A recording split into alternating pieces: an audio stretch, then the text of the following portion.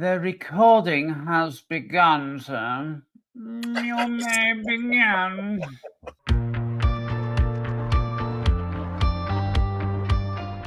Well, hello, everybody. I am Tim from Las Vegas. And I'm Sam from the Pacific Northwest up in Washington State. Hello, everyone. Yes, and here we are. It's been a while, but we are back on track with another show for you here. And well, I mean, technically, we've only missed 1 week. We only missed 1 week because they did the Dice Tower did their summer spectacular, and that was the first week you were gone, and we had 2 weeks recorded. So I put I think episode 20 up the week after the summer spectacular, and then 21 went up the Monday of Origins, and so we missed this Monday. We missed last Monday basically, and that's it. So we've only missed 1 week.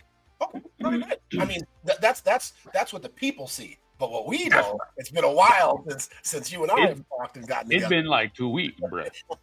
Yeah. But so no, I just got back from had a fantastic time. Spent a couple of weeks up in Utah, hiking trails, did 12 different trail hikes. Got to play games. I'd like to thank my friend Matt up there for his hospitality and hosting some game nights. Got to meet some great people. Got to turn on a lot of people to some games. We'll talk about that later. But cool. Had a nice, refreshing 2-week break, and now I'm back home here in Vegas. Just had our first staff meeting, actually Monday night for Dice Tower West, our full first staff meeting, and so that was really good. And we're getting started for that, prepping for that. Yeah, so just back in the grind, back at home, and moving right along. Man, y'all being all fancy with your staff meetings and stuff. That's awesome. That's cool, man. Growth is a good thing. It is, and it's gonna just help to make Dice Tower West 2026 just the best yet, because we have very good good group of people who are really taking ownership to help and who are dedicated, who've been with us for a while, been volunteers and part of the thing. It's going to be fantastic. Yeah, we're really looking forward to it. That's awesome. Yeah, well, I mean, I was already telling you before we started how my life for the last 3 weeks has just been going. We've had one of our kids in the house was graduating. So that was 3 weeks ago. We had a bunch of family and friends and family around for that during that weekend, and there was a lot of build up to that. So that week was kind of super hectic with trying to stay on top of things at work and getting all that extracurricular stuff done. And then as soon as everybody kind of left for that, we had my dad come in for Father's Day, which was the following weekend. And so we had him around, and we went to he and I and my two sons went to the Stronger Man Conference at our church for Father's Day weekend. And then we did, of course, church on Father's Day and doing all that kind of stuff. Took him back to the airport in Spokane, which is 6 hours round trip. And then came back. That was on Monday. Came back on Monday night, packed my bags, left 4:00 in the morning on Tuesday morning to drive 3 hours the other direction to Seattle to catch my flight to Origins, where I was working with Berkey and the Game Toppers crew at their booth. And so I'm there for that entire week. I get back this past Sunday morning. I actually woke up at 4:00 in the morning in Columbus, caught my flight 7:00, landed here in Seattle at 8:30 a.m. Pacific time. So there's some time shifting there. It's not like, a portal, but booked it back to Wenatchee, got back in time for third service at church, met my family there. And then Monday, had to jump right back in the saddle doing the water systems management stuff. And Tuesday, had to record a video for today for the Dice Tower. And now today we're doing this. So we're back in the swing, but I'm in that spot where it's like, I'm still super busy, but I'm at home and there ain't nobody else around. Don't get me wrong. I love it when people visit. I love having people around. It's great. but it's fun when you can. It's funny when you can be busy with just your normal busy. Yes. And Yeah. it's like you're taking a break. It's just one of those things. So that's what it's kind of felt like over the last few weeks here for me. But it's I always say it this way: it's a good busy. It's not one of those things where you're contemplating quitting this or stop doing that. Or it's not that at all. It's a good busy. But man alive, it's busy. But it's a Right. blessing to be able to be busy. So Of it's course. Of good. course. As far as gaming goes and stuff, I Mm, was able to play a lot of new games for me, which was nice. yeah. And we'll talk about that too. Played some last night, but the good thing I was able to do was introduce a lot of new people to gaming. Hmm. Not let me rephrase that. Not gaming per se, board gaming, but the hobby gaming, right? The hobby Oh, world okay. that we're in. So that was real exciting, and it's so interesting to see because again, a lot of times we're sort of in a bubble. What I Mhm. mean is we're around people who know this side of the hobby game, Yes. right? This life, all that kind of stuff. So it's so interesting, and I'm sure you see this too. Like when I show people games, and I whatever, and they're like, "Wow, I play games all the time. I've never even heard of these games or seen these games." And I'm like, Yeah. they're like, blah blah blah, and I'm like, "Oh well, there's about like 5,000 games come out every year," and I get that look, and they're looking at me like, "Okay, this guy is lying. Like, there's just no way." You know, there's that many games. Like he doesn't know what he's talking about. I thought I liked him. I thought he was honest, but now he's freaking exaggerating. You know what I mean? You know what I mean? They're not being. You know what I mean? You can see the wheels spinning. How it's just Yeah. hard for them to comprehend. But it's just such a joy to bring this side of the gaming, instead of the mass market, whatever type of Mhm. gaming you want to call it, to people. And it's the joy in it, Sam, which I'm sure you experience a lot, is for them to finally get a chance to play games or experience games where they have control.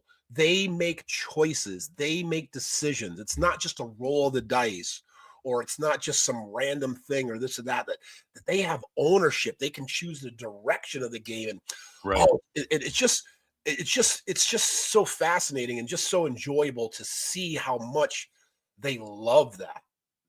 Yeah. Because a lot of the mass market games don't necessarily give you that, right? Mm. That direct, like you're the captain, you decide, you make Right. the decisions.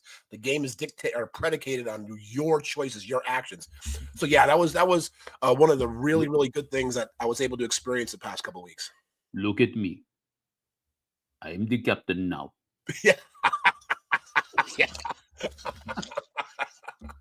So yeah, it's just so good spreading this joy to people like that. Yeah, no, absolutely. Man, it's awesome. It's almost kind of sometimes it's a double-edged sword because you see the conflict that's within them sometimes because they're like, "Oh, this is cool. I like oh, what do I do now?" Mm, I don't I don't know. I get to choose? yes, It's that idea where it's like, well, wait a minute. I usually the game is doing something to me and I have to react to that, but right, right, right. now I get to choose what happens and that can chain into another decision that I can make where it further diverts and it's just really interesting to watch that. But you kind of see them get stuck sometimes where they're like, this is totally brand new and I don't know what to Yes. do now. But it's a cool thing to see that kind of that series of lights click on in their mind where and then finally when they reach that spot, if they reach that spot, sometimes they don't, but when they reach that spot where they can understand that wow, this is like a playground, this isn't just a rigid structure of rules that I have to follow, this is a playground, I can do what I want within the confines of the rule set, Yep. and I think that's a pretty cool thing. It is, and like one of the games I taught was Ticket to Ride, which I'm sure most of Mhm. our viewers are familiar with. And within Ticket to Ride, you have the little individual goals, right? To Mhm. accomplish this ticket, that ticket, that ticket. So it's kind of like instead of just winning the game, right? Just sort of the Mhm. one goal of winning the game, they have these little goals within it to accomplish the roots. You know what I Yep. mean? And that's just more exciting to them as well because they're trying to get this and get that. And it's such a joy, like to all of a sudden see them take the action where they get to draw other routes, right? Yeah. Because once they take that action, you're like, okay, they get the game, right? They Yeah. understand how they're building this Yep. route. They may not have completed it, but they're going here to get it. And that's just such a joy too. It's really it's just great to be able to share board gaming with people like that. Really Yeah, is. it is. I had a not that in depth of an experience, but I had a much more of a superficial experience. We were at Hobby Lobby the other day, last night, and I bought some art prints from Brent and Kayla Woodside, a couple of artists, married couple that have a booth at Origins more often than not. They're actually very prolific artists for Disney and for Marvel.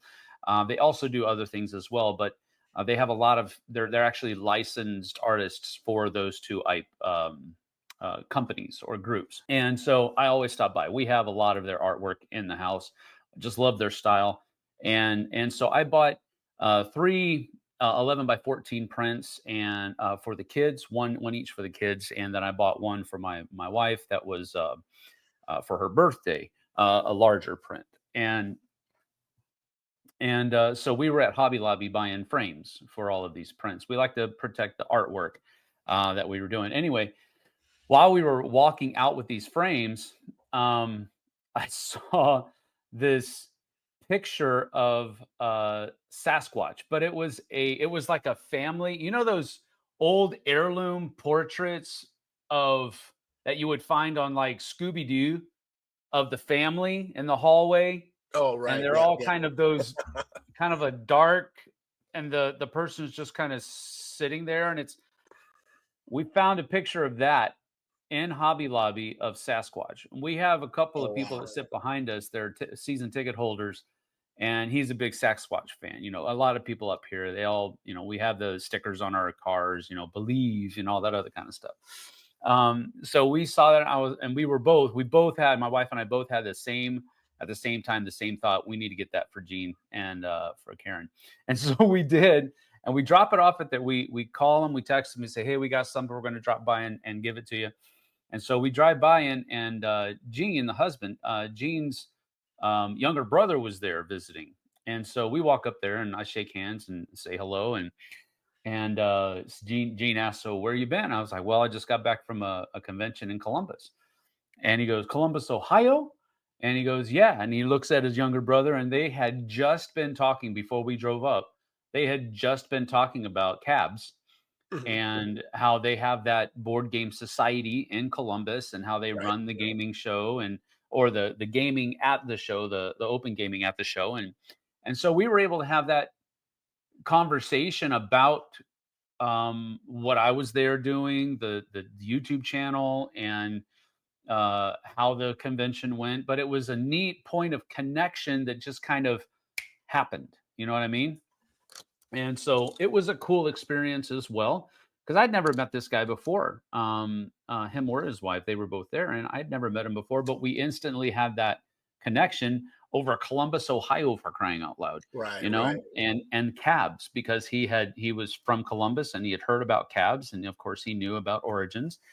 And so it was just a really neat kind of crossing of paths. That was an interesting thing. And so that's a that's a not as in depth as what you were talking about, but still that superficial level connection that just made the hobby theme a little bit more common, Yes. Mhm. if I can put it that way. So speaking of Origins, I haven't it's probably been, no, it's probably I think before the pandemic. It's been a while since I've actually attended Origins, Hmm. and you just got back. So what Yes. what was the, like, a general overall feeling of the convention? Well, it was the 50th anniversary of Origins. It's the 50th year that they've been in business, and but other than the banners that were around, there wasn't really much, and of course the signage and all of that kind of stuff. There wasn't really much to denote that it was the 50th anniversary of anything. I was working Game Toppers and the booth there, and Berkey has a contract with Origins to provide the play mats Right. for all of their tables in the gaming area, which is a really cool thing because otherwise, if you just go with what Fern gives you, it's just, you're going to walk away with a bunch of splinters in your hands because of the nasty wood tables that they put out there for you. Or you've got these Walmart-esque tablecloths that are just a mess. So it's really cool that Berkey has this contract with them because it really provides a nice playing surface that people can play the open games on, and it protects the games as well. So it's just a really neat thing. The convention overall, now I, much like you, and actually I was talking to Tom. Tom was a special guest. They brought him in as a special guest, and him and Jason were there. Jason was there at the Arcane Wonders booth for the Dice Tower Essentials line. And so I was able to spend some time with them. I was able to talk to Tom some, and Tom was talking about it has been probably 8 years since he had been to Origins, and I had been there in previous years working with Love Thy Nerd and Game Toppers, so I had been there, more recently than he had. So it was a little bit of not really a culture shock, but the difference between the two, pre-COVID and now, is noticeable. I'll just put it that way. There's just not as many people there as there once used to be. I don't know that that's necessarily a bad thing. There used to be huge collectible card game tournaments that are there, and the exhibitor hall is about 2/3 full. It's the same area, but it's only about 2/3 of the way back filled. And then it's just empty space back there. The gaming hall, which is where the Game Toppers section booth is, that's chocked full of people most of the time. It's about half the size wide of the exhibitor hall, but it's full all the way back. So the open gaming area is in the far back, and then you have a bunch of free gaming that you can just take the games that you've purchased. You don't have to check them out of the library or anything like that. Then you have a lot of train games and miniature games. And then the end of the gaming hall is where a lot of the publishers purchase gaming space where they can go demo their games. And Queen Games was there, All Play was there, BA Games was there, just a whole bunch of different. Mantic was over there as well. So there's just a whole bunch of stuff that's like that in the gaming space. And there's actually, at times, there's actually more activity going on in the gaming hall than there is in the exhibitor hall. But overall, the amount of things going on in the actual exhibitor halls is lower than it used to be. And now we're not talking about all the stuff that goes on in the Hilton and in that area over there, with all of the special events, the RPGs and all that kind of stuff going on. So there's a lot going on over there. So, with all that having been set up, we also did go to the award show. Tom, Jason, and I all went. And personally, I can't speak for Tom or Jason, but personally, I was underwhelmed at the quality of the award show. It's just one of those things where, I don't know, after 50 years, you expect a little bit more, and it just wasn't there. And I don't want to get really into it because I don't want to harp on the negative, but I was just very underwhelmed with their award show. They started 20 minutes late, and hour and a half in, they hadn't even gotten to the games awards. Really? What were they doing? Everything except actually giving away awards. They did do the Hall of Fame inductees first, and there were a couple of other like inspiration awards or what have you. So at basically 9:30, and that's including, it wasn't really an hour and a half. It's an hour and 10 minutes into the actual show. They hadn't even got to the games awards yet, and I was just like, I'd rather be playing a game. Right, you right. know? And so I'm like, I'm out, I'm gone. I just didn't see the the necessity for being there to watch the show. It didn't feel like the people who had put it together felt as if they should own it, which produced a lackluster product, in my opinion. So Okay. didn't enjoy that. But otherwise, the show went very well. I think Berkey did very well at the show. I don't know how other publishers. I did have a couple of other publishers that talked about how they were doing. Of the three, two of them basically said they sold out of everything that they brought to the store, which I guess for me that translates into being that was a good show. The other person was saying that they were only going to make a certain amount of money and they were expecting to make almost twice that. So it's one or the other, depending upon what you brought to the show and what the people are wanting to buy, I guess. But I think overall, it was a very good experience. It was I got to see a bunch of new people, a bunch of people that I hadn't seen in a while.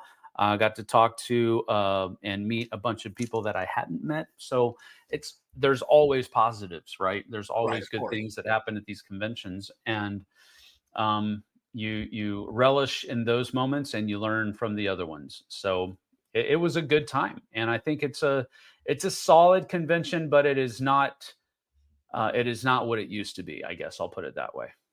Okay, yeah, I mean, things have definitely changed. You might be talking because I don't know how long it's been now. What you're referring to as far as like in the past, but you may be talking about pre PAX days, maybe, Sure. or maybe a few years after PAX developed, because back in the day, like when I used to, go to all, Gen Con and Origins and all, every single year, Yeah. it was those, right? One and two is Gen Con Origins. Those are the two big Mhm. ones. And then PAX Yep. all of a sudden came in. So then you're going to have a little disruption, right? As far as their stats, because now PAX is clearly number two behind Mhm. Gen Con, right? Mhm. So that could have had an effect on it. And there are a lot of like little cons, local cons. There are just a lot of Yeah. choices. And, it's one of those kind of things where, the demographic, I would say, I don't know whether you would agree with this or not, but it seems in gaming, like at Dice Tower West or when I had Meepleville and all this kind of stuff, it's about the 30 to 50 demographic, right? Seems to be the sweet spot for Euro gaming or hobby gaming, right? Sure. Probably that 70% of the people are probably between 30 and 50. I mean, I don't know the Yeah. exact statistics, but the point I'm trying to get at is all of those people still work, you Yeah. know, mostly have jobs, have limited vacation time, limited, uh, you know, uh, frivolous income, whatever. I Yeah. can't think of the exact term I'm looking for. So they have to make choices, and it's just changed in the past 10 years, right? Yeah. No, it absolutely has. Disposable income, I think, is what you Disposal. were Yeah, there we shooting go. for.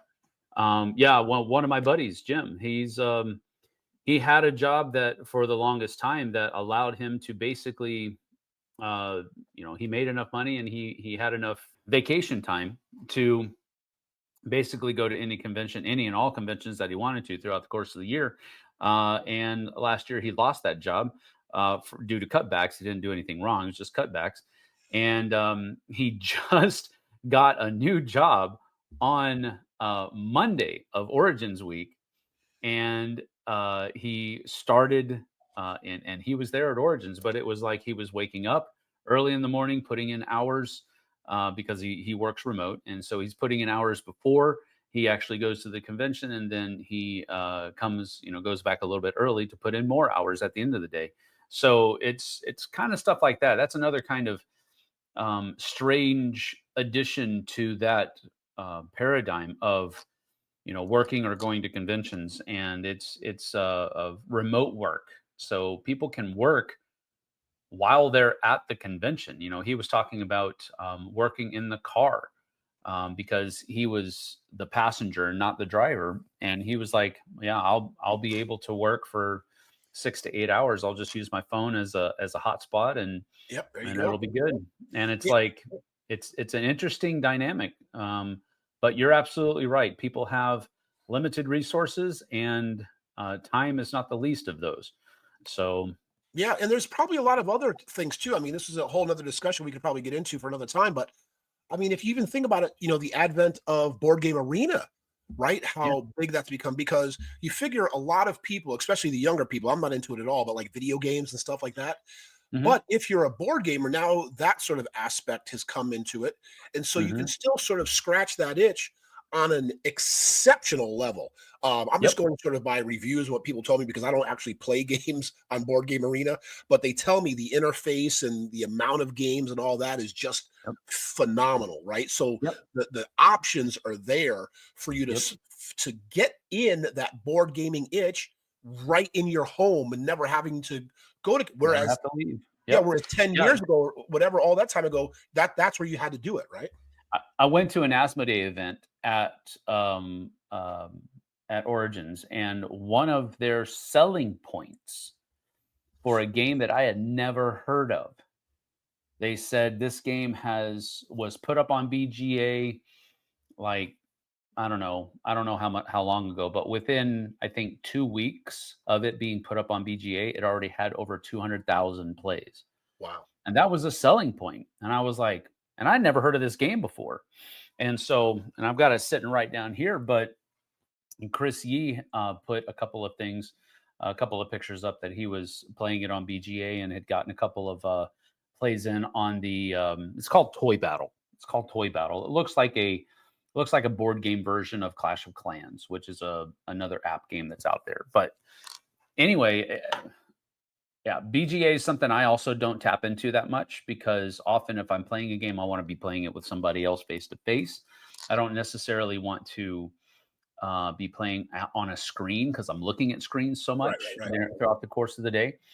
But I will say this: one of the coolest things about it is you can, publishers that have digital versions of their games, whether it's Tabletop Simulator or BGA or whatever other digital platform you have, that's a really great tool that publishers can use to teach people how to play their game.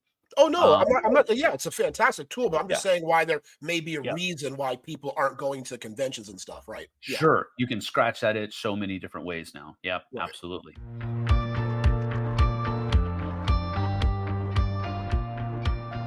So how about games? I mean, I've had a chance. Probably so many. I mean, I'd probably like to talk about a lot. I don't really want to talk about them. I just like to mention them. Sure. Maybe give like a sentence or two, because there's been a whole lot of games I've sort of been able to get into and experiences. So yeah, I'll just name like three real quick, and maybe we can just go back and forth. But Okay. like I said, I'm not going to talk about them. Just give a couple sentences each. So I Same thing. in Utah, my friend Matt, he showed me a couple of really good games I was really interested in, I really liked, enjoyed. One Mhm. was King's Forge. Oh, Um, okay. have you played that before? Heard of that? No, I've seen it. Okay, yeah, I've never heard of it, played it. Very interesting. The dice pool rolling. You have to get tools. So I really enjoyed that. Um, Another game which we had in the hot games table at Dice Tower West this past year. I haven't played it before. River Valley Glassworks.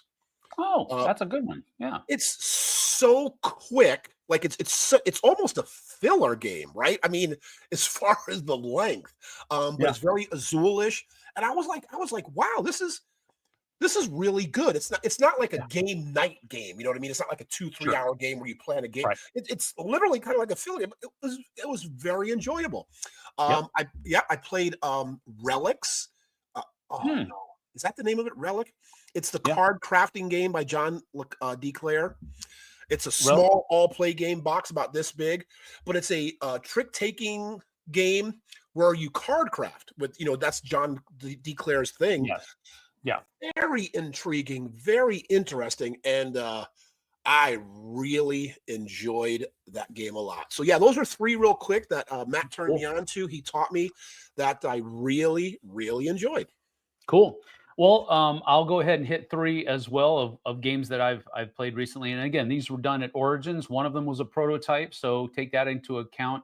I'll go over that one first. It was called Seven Wonders Dice. So Okay. they're making a roll and write of Seven Wonders, and it's got this really neat mechanism where all of the dice are in this box, and it's possible for players to upgrade the resource dice that are in there to other things as they reach different levels in their civilization.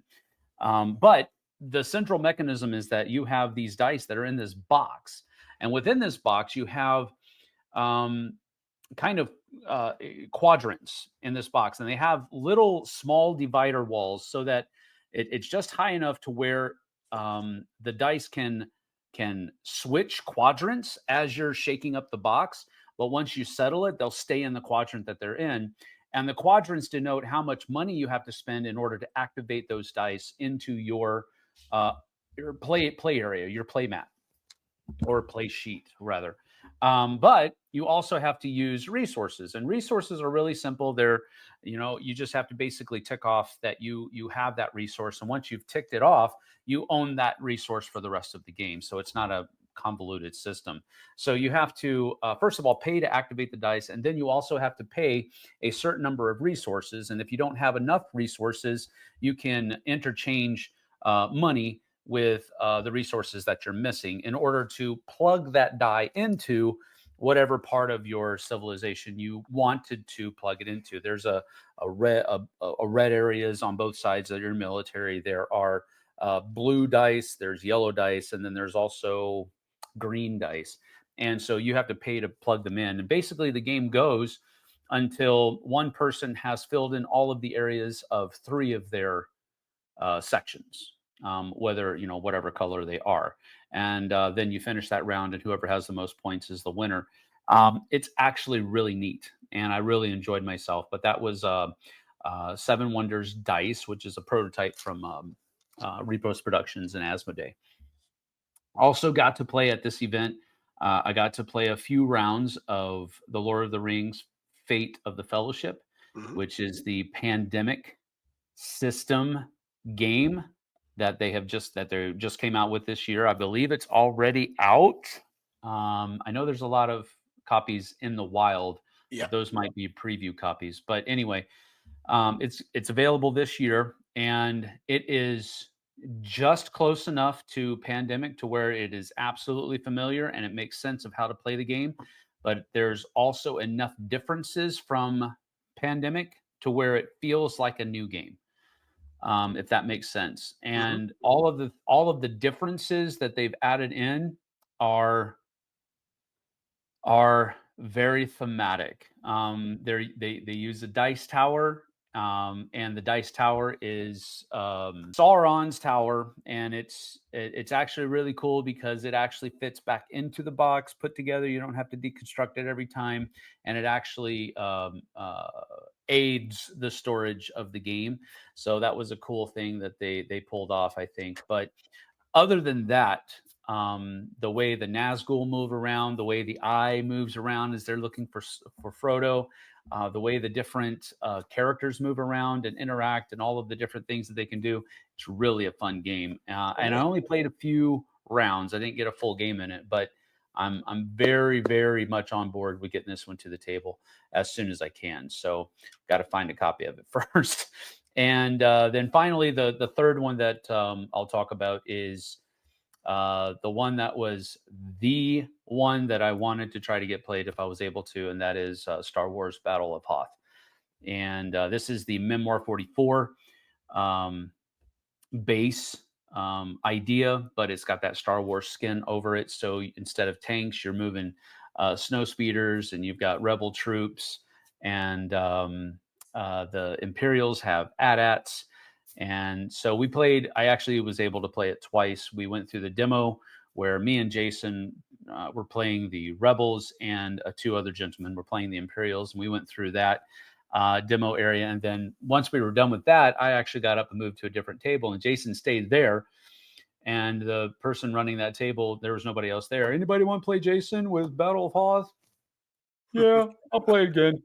So we went over there, and we actually went to scenario 10, which is where the Imperials have to destroy the shield generators, and then the rebels just have to get 5 medals in order to win. So it was fun. I got stomped, but It's one of those things where, um, if you love the Memoir 44, the commands and colors system, and you like Star Wars, this is an absolute no-brainer, Oh, as nice. far as whether or not you should purchase it. If you waver or falter on either of those, try before you buy. But if you like Memoir 44 or the commands and colors system, and you are a Star Wars fan, don't even think about it. Just go do it. Oh, nice. Very good. Yeah, I know there's a lot of people who are definitely into the Star Wars IP. I was just talking to Yeah. people about that last night. So yeah. Oh, fantastic. Well, that's good. Yeah. That you got those three games and as far as I just want to mention maybe two other games real quick. Then we'll maybe go on to a topic or something. But just last night at my gaming night, I got to get in. Well, it was probably one of my best gaming nights I've had in a while because I got to play two games that I really, really love. Like they're in my top games. And that was Yeah. Barrage, which Mm, this is the second time I played in probably the past month and a half, or whatever. yeah. I just love that game. Just love Yep. it. It's I know I've talked about it before, but if you don't like the aggressive player interaction potential in games, you will not like Barrage. I love it. Fantastic. Just And then say it. It's a mean game. nah, don't say that. Don't say that. Uh, and the other one, which was one of my pandemic games that during the pandemic, we had our own little bubble, played a Mhm. lot, but it's been what 4 or 5 years now, and I haven't played it. Literally, I've not played it since. Was Yeah. PAX Premier Second Edition, and Mm. man, I just love that game. I just love that game. It's it's just so good because I play a lot of innovation. Innovation is one of my favorite games of all time. A card based game, if anybody's familiar with it. And PAX Premier just has that. It's that card based driven game where you have to watch the cards change. You have to just phenomenal. Really, really good. That's awesome. The only other games that I'm really been playing much lately, I've been playing Heat Pedal to the Metal. I'm going to be having another game of it tomorrow. On my solo days, I've been going through the championship series. So I'm in the third race of the year 1961, and I did really well. I came in first on the first year. Turns out that I actually made some rules mistakes that allowed me to get into first place. You cheated. You cheated. No, cheating instills the idea that it was premeditated. It was just stupidity. Oops! I Um, forgot to tell you these rules. I'm playing solo. I can't forget to tell myself. I know Oh, okay. if I forget to tell myself, that means I didn't know 'em. But so there's that. And so we just, at the beginning of the second race, I was just like, well, the judges made some mistakes, so we're just gonna have to soldier on, that kind of thing. Uh, And yeah, well, the other racers definitely had a vendetta because I think somebody may have sabotaged my car before the race began. I was having a really hard time getting around multiple corners. I actually overheated on I think two corners, which is I've never done that before in my life. So it's just one of those things. But I'm really enjoying Heat. Doing the championship series and doing it solo, where I don't have to rely upon other people being able to play.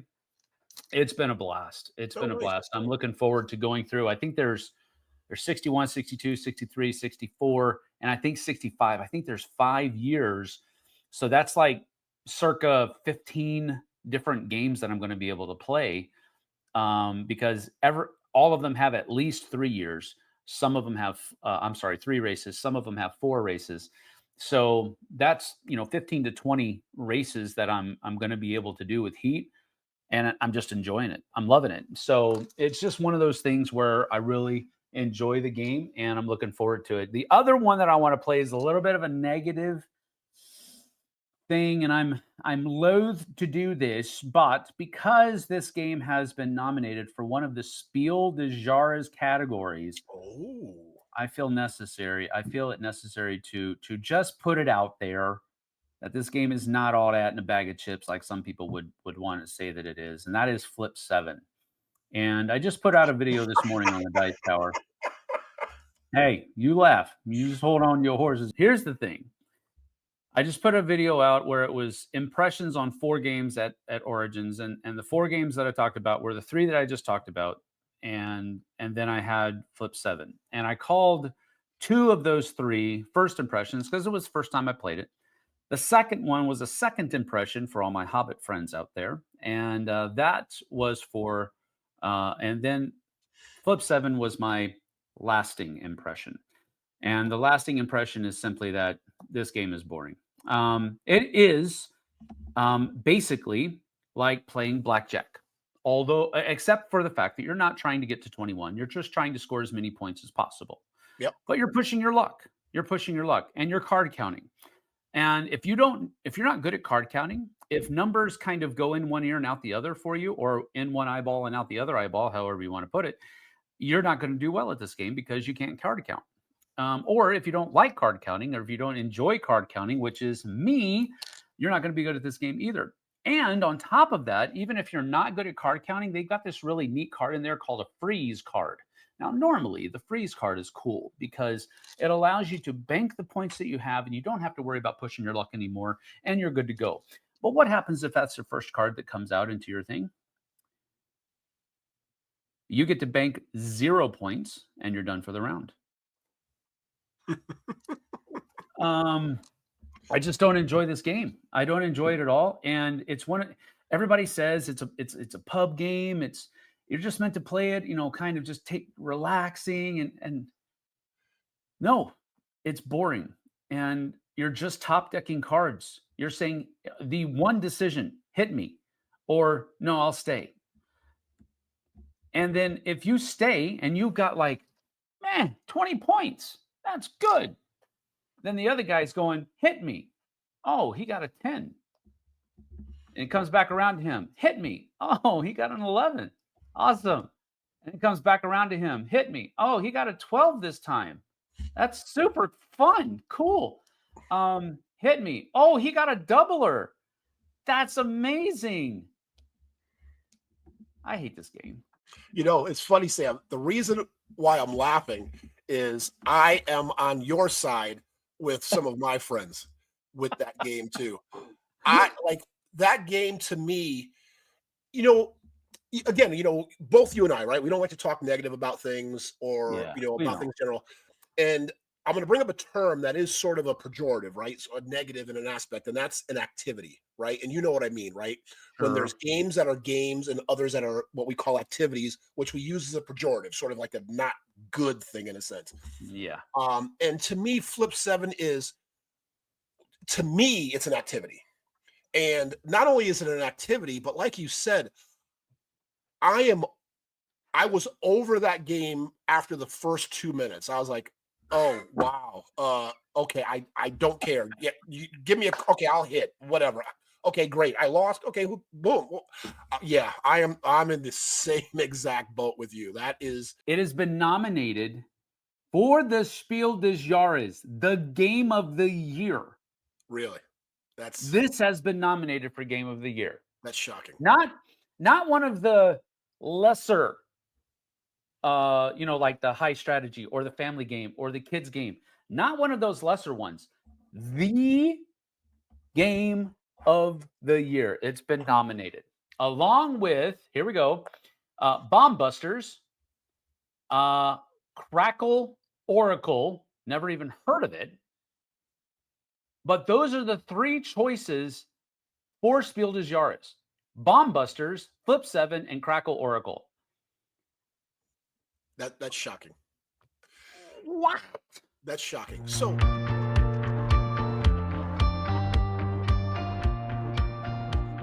I think this sort of is a good sort of segue into a topic I think you'd be interested in talking about. We should probably talk about because you had brought up the Origins Awards and now the Spiel des Jahres Awards. So let's talk about awards. Now, first of all, I don't know, and I'm sure you could probably Google right there. People could look it up, and there's people who know. Is it public knowledge? Is the Spiel a private organization? Is it public? Like, can they just pick games? How is it determined? Are games quote unquote nominated? Are they bought? Are they paid for? You know what I mean? What is the exact criteria? Because with that or Origin Awards, Dice Tower Awards, I don't know what Tom's criteria is for picking. They got the BGG Golden Geek Awards. There's so many different awards. Are the boards, or whatever you want to call them, the committees, are they all 100% transparent is how they are picking their game of the year? Whether or not, I mean, hey, if you say, listen, this is just my choice, we picked them, hey, people paid us to put them up there, or people voted, whatever it is, are they transparent, and does the public know how these games are selected?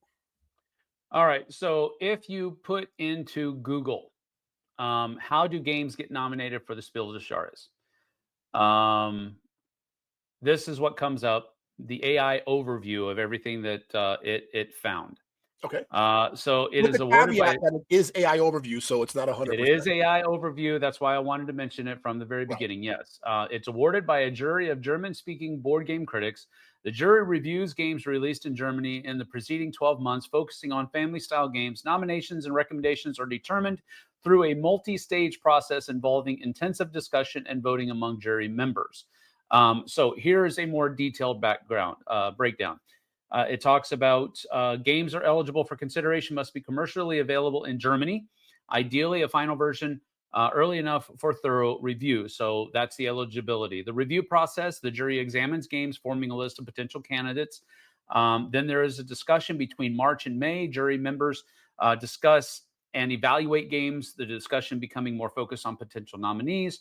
And then voting and selection happens. The games must receive a majority vote from the jury to be considered for nomination. And then the nomination recommendations, the jury reduces the list of reviewed games to 3 nominees for each category. And that is Spiel des Jahres, which is Game of the Year, Kinderspiel, which is for children's games, and Kennerspiel, which is for the more complex games, and also creates a list of recommended games for each of those categories. And then winners are selected by secret ballot on the day of the awards ceremony. So Okay, so I now, mean, clearly, what I got from that is it's a jury, right? yeah, We don't know yeah, how many people or all that kind of stuff, but it is a right, jury, so it is a limited pool of people. It's not like a people's choice or a vote or correct. sales or whatever. I mean, it's just Mhm. X amount of people determining their choice. Yeah, that's correct. Yes. And I don't know how. I don't know how. I would love to know. Let me put it this way: I would love to know how um, those nominations are. How can you put your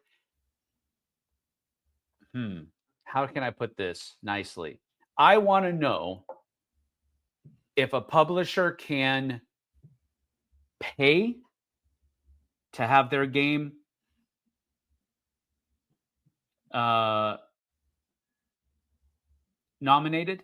Like, for example, in order Oh, to correct. be Yeah, considered, if in order to be considered, that's you a have legitimate to question. Yes. donate X number of copies so that our jury members can play your game. If if that's the case, and I don't know that it is, that puts that award shady, in my opinion. Um, Well, another yes, I agree, and that's why I'm saying as far as criteria that could be a possibility. Another thing that you mentioned is it has to be published in German, right?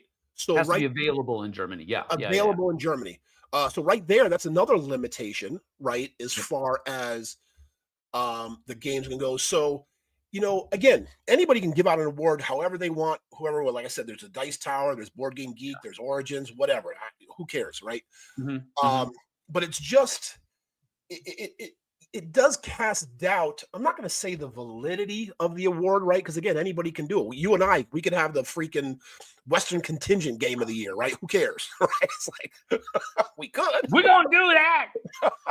we could, but so at the end of the day, right? It's up to the choice, right? So it is what it is. But Yep. it's just it's kind of like when people like us, right? Just we're just gonna say you and I are just like the average gamer, right? We're just the average gamer out there, this and that, blah blah blah. We go to Origins, Gen Con, Dice Tower, whatever, And we're like, wait a second. Out of all the games that came out last year, the new games I tried, I demoed, I played, you're going to tell me Flip 7 is going up for your game of the year out of one of three. One of three. So that's where it just seems like really like so yeah, it's a little shocking. Yeah, I mean, if we go to, let's just have a little bit of fun real Okay. quick. 2025 to, I'm sorry, no, 2020. Well, I guess, no, it's got to be 2024, right? 2024 to 2024 on BGG's advanced search. Submit. Let's put them in order. Board game rank. So here we go. I'm just going to read a few as I'm scrolling through the first 100, because that's what I have my pages set to do, set to show 100 games. Yep. So here we go. The Spiel des Jahres picked Bomb Busters, Flip 7, and a game I've never heard of before, which means that it may have only been produced in Germany. Don't know. Anyway, Lord of the Rings: Duel for Middle Earth, Slay the Spire, SETI, the Search for Extra. Wait, what list do you read? I'm not quite sure what list you're reading.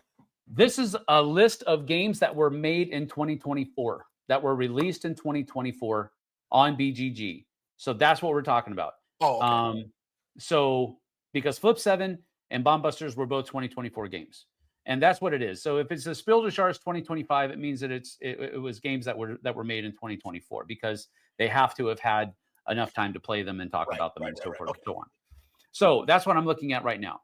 Lord of the Rings: Duel for Middle Earth, Slay the Spire, the board game, SETI, the Search for Extraterrestrial Intelligence, Harmonies, Arcs, Wormspan, Endeavor Deep Sea, which, by the way, was the Origins Award winner for the Game of the Year, I believe, Andromeda's Edge, Civolution, Dune: Warfare Arrakis, Unconscious Mind, a Fellowship of the Ring trick-taking game. There's Bomb Busters at number 434. It's ranked high.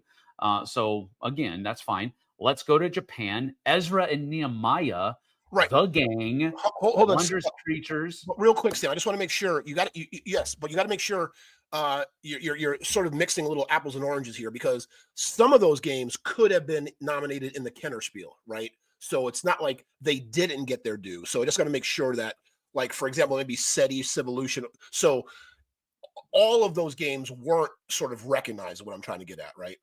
All right. Well, I'm going to look it up because I'm on my soapbox. So Endeavor, Deep, what is it called? Okay, so Kennerspiel. Kennerspiel was Endeavor, Deep Sea, or whatever it is. I can't remember. It's in German on this. Far Away. And then Loot. Loot. It's actually called Newland here. Again, I really enjoy Loot. Don't get me wrong, but it is not a more advanced, complex game. Yeah, it's no, really simple. Yeah. Again, so that and again, that's sort of the discussion, right? It's like, what does it mean? Like, the Gang also was on their recommended list for Kennerspiel, so that might be a salve for you. Yeah, that's. I mean, again, to me, again, this is just my personal opinion. You and I are closely aligned on this. Flip 7 is sort of an activity. It's sort of almost not a game. I mean, it is, but to be game of the year. And again, I don't want to take anything away from the designer, the publishers, or anything, or the people who enjoy the game, who love it. Talking about the award, correct? That's great for you. But yeah, it's wow.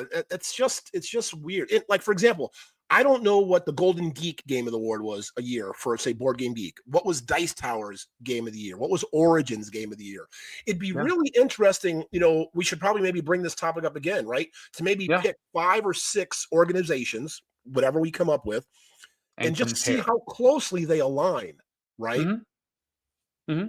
No, I'd be totally down for that. We'd have to wait for a while so that all of those different organizations can release their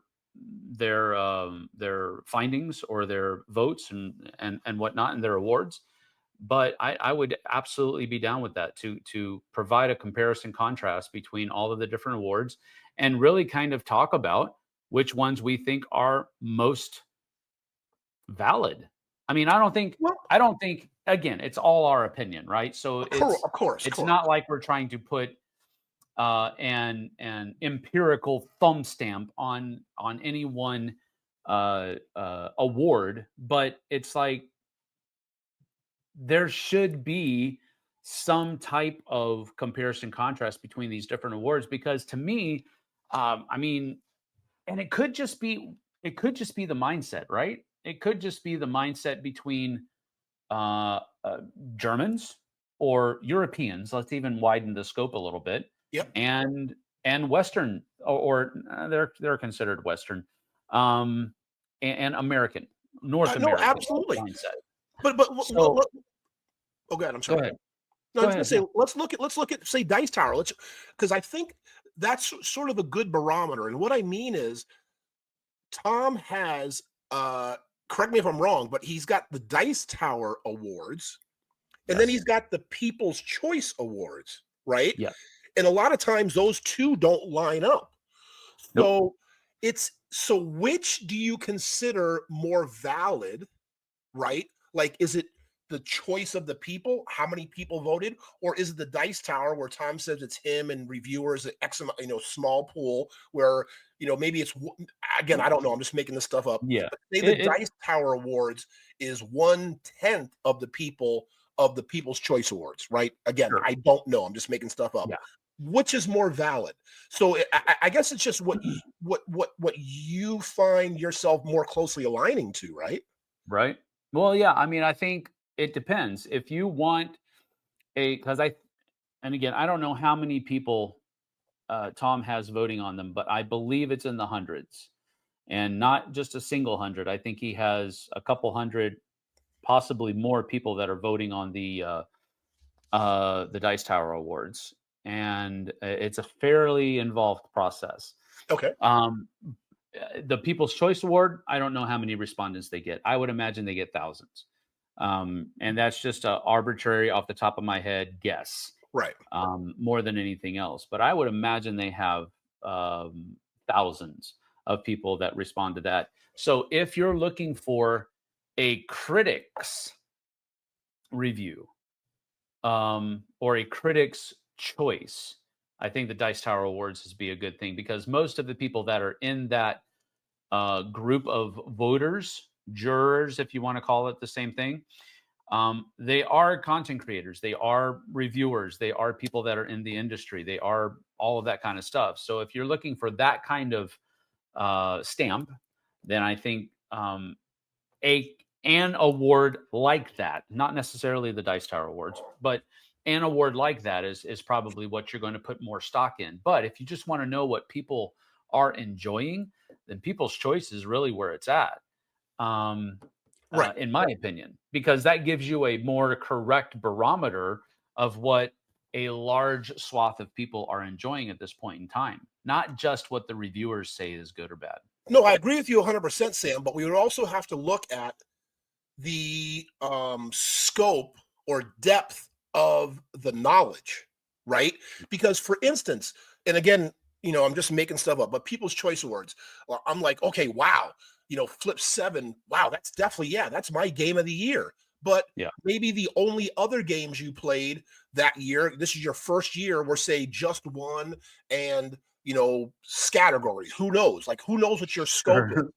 But then Yeah. again, say the Dice Tower Awards, which are content creators, the Dice Tower crew, blah, blah, blah, they may have played each over the year 100, 200 games. So Right. their scope is greater and they're giving Yep. more of a professional opinion and really Yep. can compare and contrast. So again, it's just one of those kind of things you just really don't know Yeah. what. But I would really like to do that, Sam. We should maybe, it's probably going to take a while, not in the next episode or whatever, but we should pick 5 organizations, whatever we want to do, and let's Okay. see what their top games of the year were and We'll do. how closely they align with whatever Yeah. it is. Absolutely. Gonna do that. Yeah. Um, I'll try to put the list together of all of the different ones, and you and I will pick. But we can get on that later on. We could, but you know what, folks? This is really interesting. Okay, because we'd like to definitely hear what your thoughts are about this. So please make sure in the comments, like, do you agree or have you agreed with any of them? Say the Dice Tower Awards, the People's Choice Awards, the Spiel des Jahres. Do you not only do you agree, do you give them any credence? Like, do you base some of your buying decisions, your playing decisions on what those choices end up being? So it'd just be real interesting to hear your takes and your thoughts on this topic of awards for games. Agreed. Yeah, fantastic. Well, Sam, it's been really good catching up with you again after a couple of weeks. Absolutely. As far as we're concerned, but as people concerned, it's almost continuous. Yep. Keep that illusion going. But yeah, so we'll definitely beat it again on. We'll talk about that after the show. But anyway, have a great week coming up, and I guess we'll see you soon. But anyway, I'm Tim from Las Vegas. I'm Sam from the Pacific Northwest. All right, we'll talk to you guys soon. Bye, everybody. See you on the flip side, folks. Bye-bye.